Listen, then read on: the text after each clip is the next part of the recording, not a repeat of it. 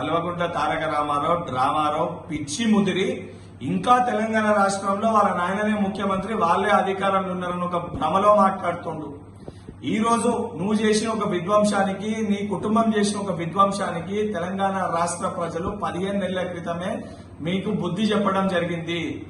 3 ఏళ్లలో అధికారంలోకి వస్తామంటారు. 3 ఏళ్లు కాదనైనా 30 ఏళ్లైనా తెలంగాణ రాష్ట్రానికి మీరు చేసిన ఒక విధ్వంసానికి ప్రజలు మిమ్మల్ని క్షమించే పరిస్థితే లేదు. నీకు కవితకి హరీష్ రావుకి మధ్యలో ఉన్న ఒక అంతర్గత పోరుకి అసత్య ప్రచారాలు హైదరాబాద్ సెంట్రల్ యూనివర్సిటీ గురించి చేసి రాజకీయ లబ్ధి పొందే ప్రయత్నం నువ్వు చేస్తున్నావు. ప్రభుత్వ భూముల్ని ప్రైవేటు వ్యక్తులకి కట్టబెట్టిన చరిత్ర నీది, నీ కుటుంబానిది, నీ ప్రభుత్వానిది.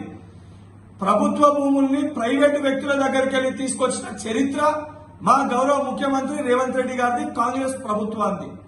గతంలో ఎంతో మంది ముఖ్యమంత్రులు చేయలేంది ఆ 400 ఎకరాల ప్రభుత్వ భూమిని ప్రైవేటు వ్యక్తుల దగ్గరికి వెళ్లి న్యాయపరంగా కొట్లాడి తీసుకొచ్చింది గౌరవ ముఖ్యమంత్రి రేవంత్ రెడ్డి గారు. దాన్ని జీర్ణించుకోలేక, తట్టుకోలేక నీ పార్టీలో ఉన్న మంత్రివర్గంలో ఉన్న కొంతమంది మంత్రులు ఆనాటి మంత్రుల భూములు కూడా గుంజేసుకుంటున్న ఒక భయంతో, నీ కడుపు నిండలేని ఒక కడుపు మంటతోటి నోటికొచ్చినట్టు మాట్లాడుతున్నావు. అటవీ భూములని గుంజుకున్న చరిత్ర మీది. కాళేశ్వర ప్రాజెక్టు నిర్మాణం కోసము 7,829 ఎకరాల్ని తీసుకుంది మీరు. ఇవన్నీ మర్చిపోయి నోటికొచ్చినట్టు మాట్లాడితే తెలంగాణ ప్రజలు, దాని వలన రేపు పొద్దున ఉద్యోగ అవకాశాలు రాబోయే యువకులు తెలంగాణ రాష్ట్రంకి వెళ్లి నిన్ను, నీ కుటుంబాన్ని రాళ్లతోటి తరిమికొట్టే పరిస్థితి వస్తుంది. కేటీఆర్, ఖబర్దార్.